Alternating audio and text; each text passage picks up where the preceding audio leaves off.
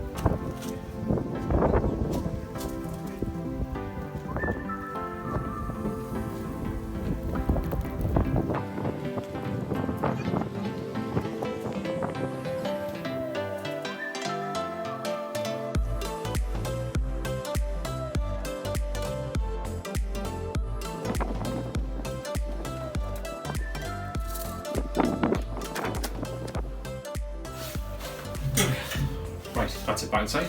So just quickly to mention, like I was saying, we took it outside and what we did was just blow all of the grinding dust out of it, because if you leave it in there, it just ends up attaching itself to the body and then obviously going rusty. So just wanted to get rid of all the dust and dirt that we've created by all of the grinding and cutting that we've been doing while we've been working on it and fitting the new panels.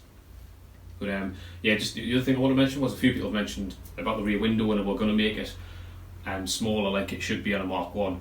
And yes, we definitely are, and you've probably seen that we've been just fitting, actually in that last little section of the video that Joe just tried these, I just held these little infill panels on, which just creates that smaller window aperture, so it'll fit the Mark 1 rear glass.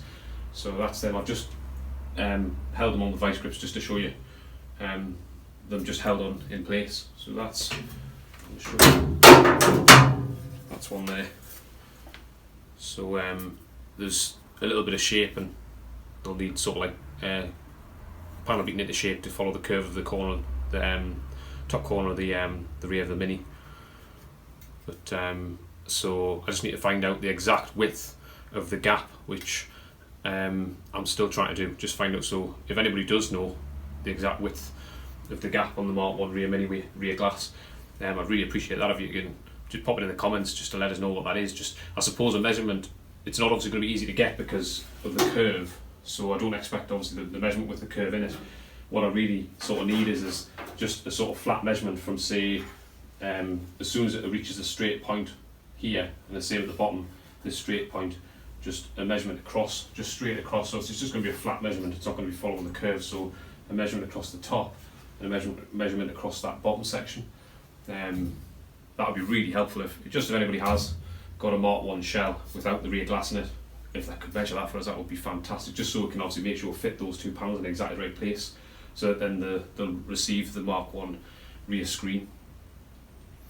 So, having a chat on, but that's the mini back in the garage, and we've cleaned it out, so we're just going to spin it around. Now we've got it on this jig, and we can fit those spreader plates and strengthen mounts for the rear subframe mount in the back of the boot. So that's what we're going to get on with now, so we'll crack on with that bit.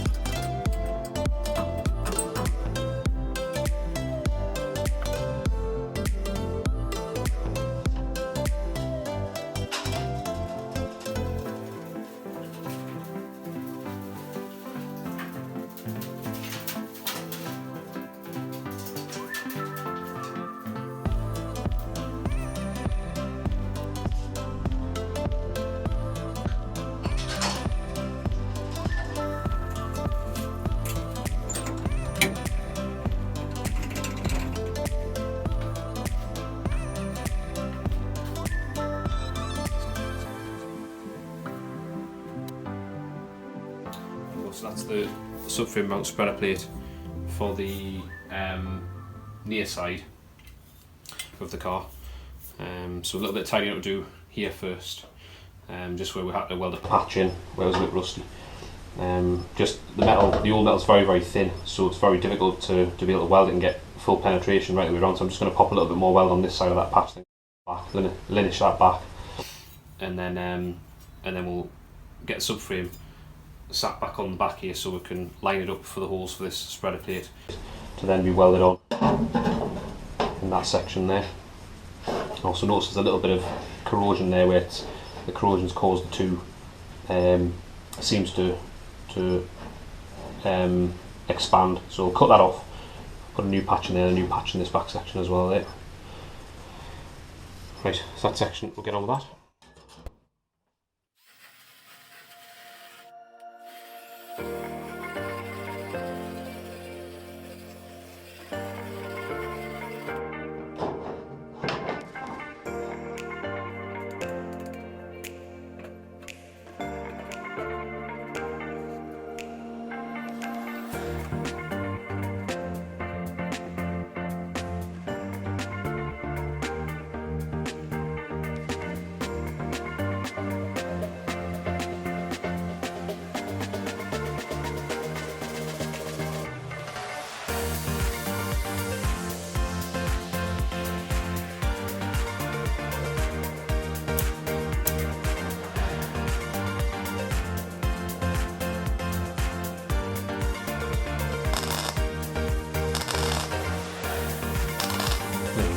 Much better. So we've just managed to just fill in those areas that hadn't quite penetrated through to this side. Actually having the build up of material on the other side from welding, it's actually helped this side until we're getting good penetration through there. Couple more little bits.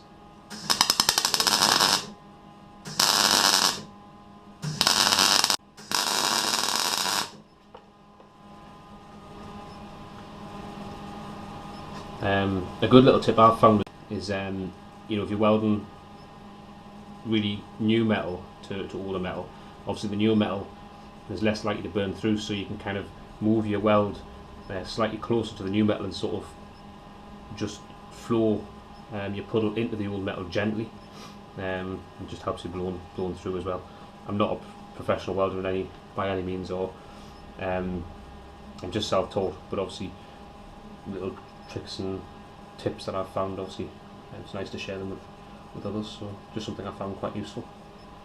Anyway, we'll linish that back and then we'll see how that subframe spreader plate is going to sit on there.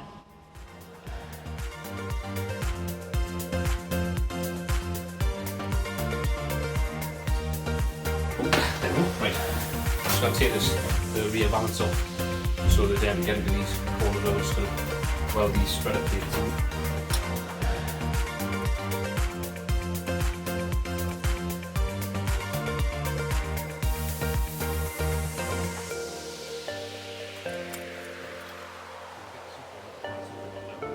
Line these plates up. Oops.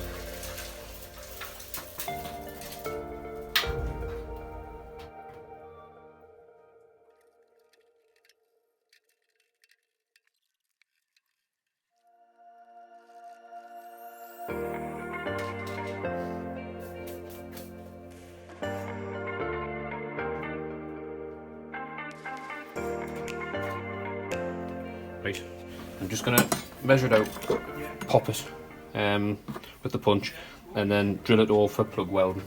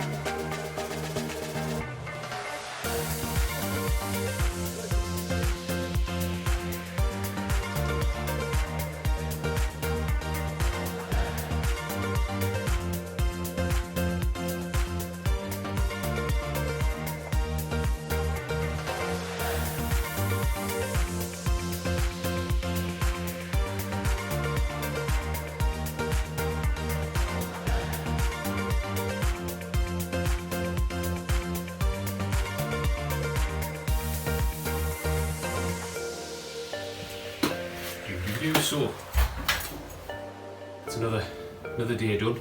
I haven't got anywhere near as much done as what we thought we would or said we would. Apologies about that. So this is just going to be a sort of a little mini update, I suppose. Brunch. Pun intended. So yeah, just a little update. Show you what's happening. Clean the car. Obviously we saw that and saw the jig spinning, the mini spinning on the jig, and then that rear quarter panel nicely fitted with the door, tested, just a test fit. So there's a bit more to do with that door. New door skin to go on that, and then any little tweaks that are needed around that door seam, we'll obviously sort all that or fettle all them areas when we're coming to put the new door skin on. But we're really happy the way that's fitting at the minute. It's fitting great. And there's loads of, like, you know, we can tweak the hinges. They're easy to sort of tweak, and then but yeah, so that's good. And we've managed to get this one of these little spreader plates on for the subframe mounts. You've seen, obviously I've just tried to sort of video each little detail so you can kind of follow along, you know, try and make it as sort of as much as I can as though you're actually in the garage here with us, and sort of as interesting as I can make it. But so that's another day done, and hopefully on the next one we'll get a good bit more done. But thanks ever so much, thanks very, very much for watching. And if you enjoyed the video, give us a thumbs up and subscribe to the channel, and carry on watching the build as we're progressing, as we carry on with this Mk1 Mini Cooper conversion. But yeah, that's great. We'll see you on the next one. Thanks again. Ta-da.